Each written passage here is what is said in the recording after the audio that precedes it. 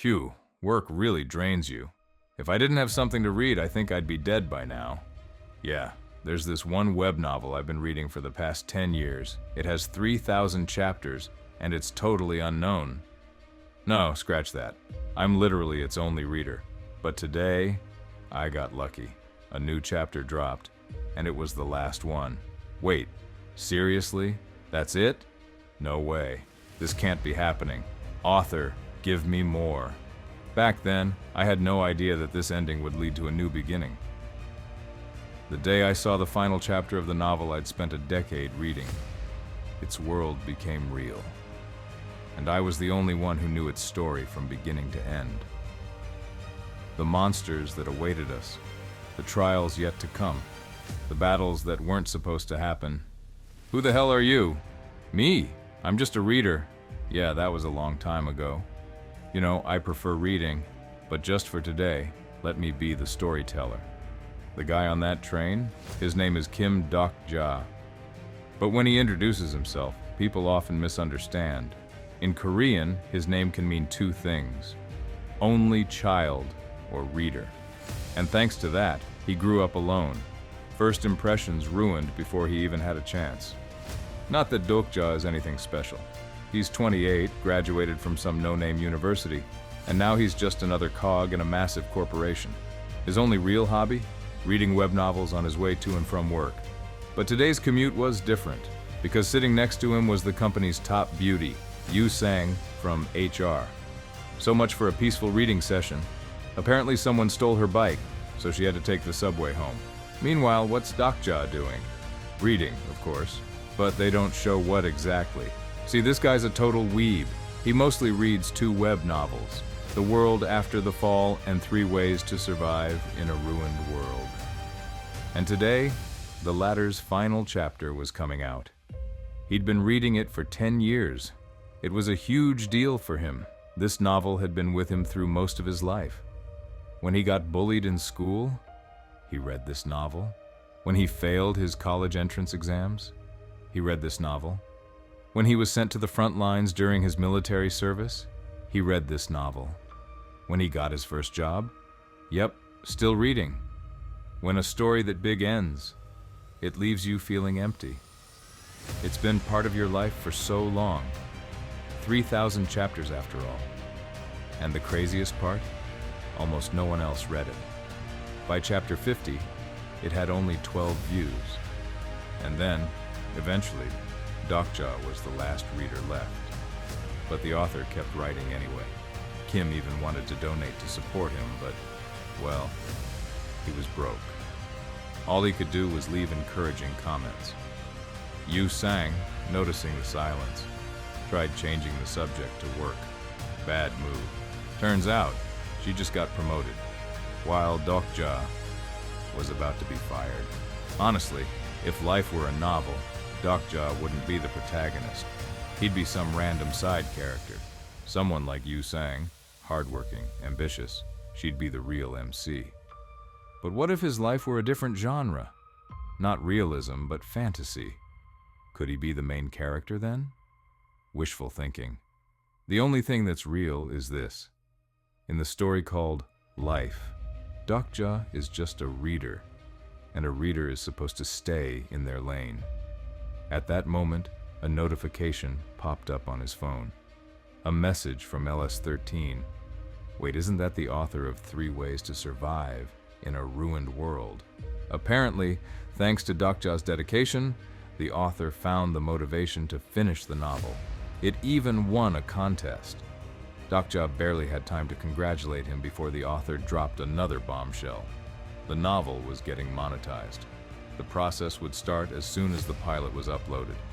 And before that, he wanted to send Dokja a gift. After all, without him, this story never would have existed. Whoa. The author himself reached out. What could it be? A gift card? 50,000 won wouldn't be bad. Wait, the monetization starts at 7? It's already 6:55. Just 5 minutes left. But then, the novel vanished from the site. What the hell? They never delete stuff without warning.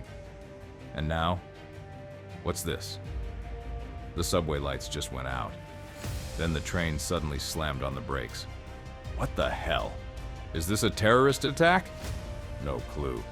But all of this was happening exactly at 7 p.m., right when the monetization began. A voice echoed through the train. All passengers, run for your lives! Before anyone could react, a strange portal started forming in the middle of the subway car. A voice rang out from within. The free service for Planetary System 8612 has been terminated. Dokja's mind raced. This was exactly like the beginning of 3 Ways to Survive in a Ruined World.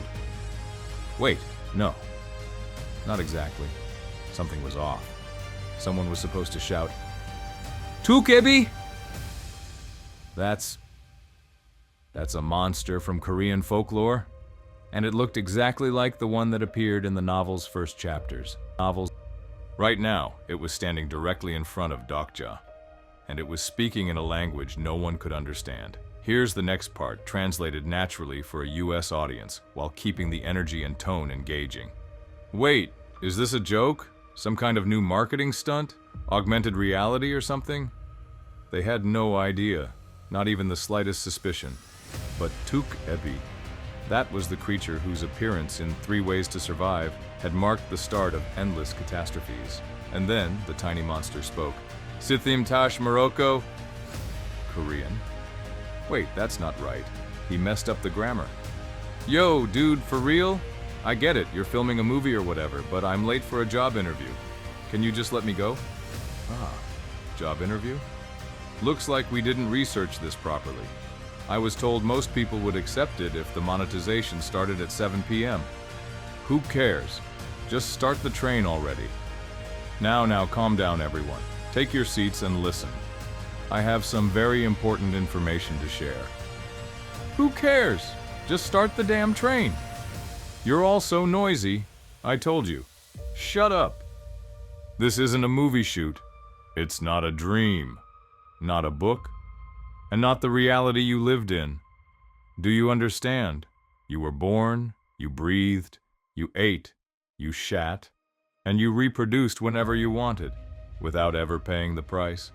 You lived in a wonderful world, but those days are over, because in this world, nothing is free. Wait, are you asking for money? Oh damn, that's Han from finance. Look, I got cash. I'll give you as much as you want. Name your price. Is this enough? I can double it. You're offering me human money? If you let us go, I'll pay whatever you want. Money. Yes, money is good. Made from plant fibers. Wonderful. There's nothing that can't be bought with money. However, that only applies in your little space-time continuum. These pathetic scraps of paper hold no value in the macroscopic world. Consider this your warning. Try that again, and your brains will be splattered across the floor. If you keep running your mouths, your debts will only grow. Rather than explain 100 times, it'll be quicker to show you how to earn. Channel B 17623 is now open. The constellations have joined, and right before their eyes, strange text boxes appeared. They all said the same thing. Proof of significance. Kill 1 or more living beings. Failure to comply equals death. Well then, good luck. Please entertain us with your thrilling performance. Panic erupted. Yu Sang immediately tried calling the police. No answer. What do we do? Dokja, however, remained calm. Miss, remember that game their dev team made? The one where the world ended and only a handful of people survived? Think of this situation like that. We're inside the game now. It's simple. There are rules, and we need to follow them. Right now, the priority is figuring out what they want from us. And then it hit him. This scene, this exact moment. It was straight out of the novel. Every single detail, 1-to-1, which meant it was real. 3 Ways to Survive had truly come to life. The story was unfolding before their very eyes. And now the question was, what did they need to do to survive? Just then, a firm voice cut through the chaos. Panic never leads to anything good. Everyone knows that in times of national disaster, even minor disturbances can cause massive casualties. That's why I'll be taking control of this situation. Not everyone was happy about that. Who the hell are you? But the ID he held up shut them up real quick. Lee Hyun-sung, current rank, Army Lieutenant, Unit 6502. He had already received an alert from his unit. A national disaster level 1 has been declared. Hearing this, the passengers bombarded him with questions. What exactly is going on? But Hyun-sung didn't know either. He had tried to contact his unit. No response. The panic only worsened. Call the president! Yeah! Get him on the line! Like hell, a regular soldier would have the president's number. Meanwhile, Kim Dokja was thinking, a level 1 national disaster being declared.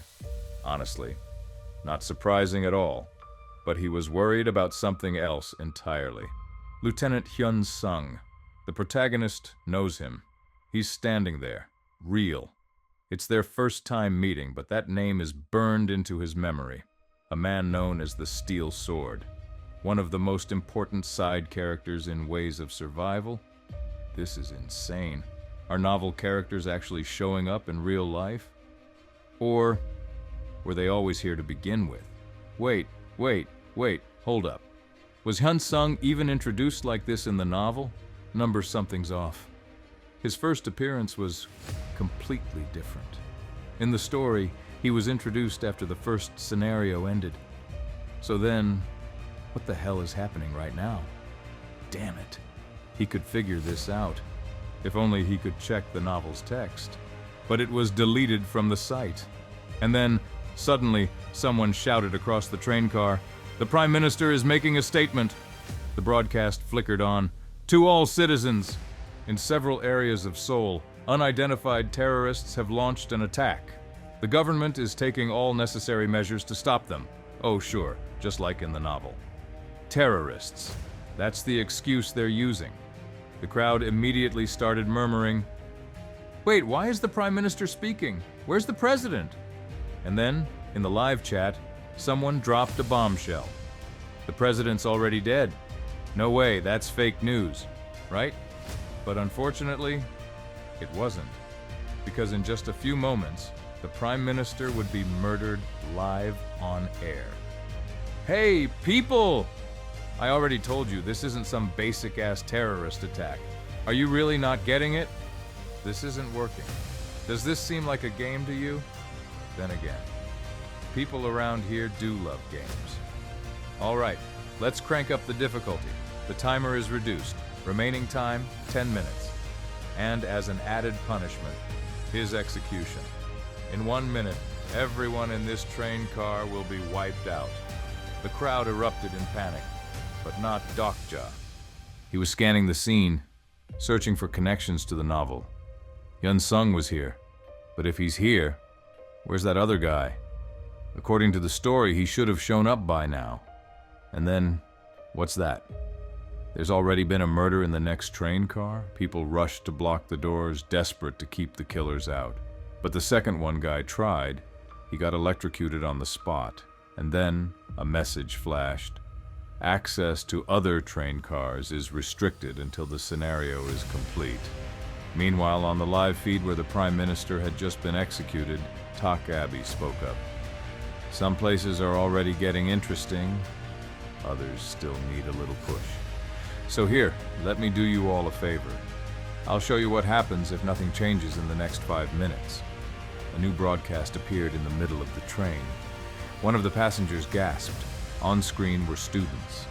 That uniform, he recognized it. It belonged to Taepan Girls High School, and unfortunately for them, their time just ran out. The fee was due. Their heads simply exploded. It was impossible to watch without pure animal terror, and in the middle of it all stood a single survivor, the one who had just taken her classmate's life.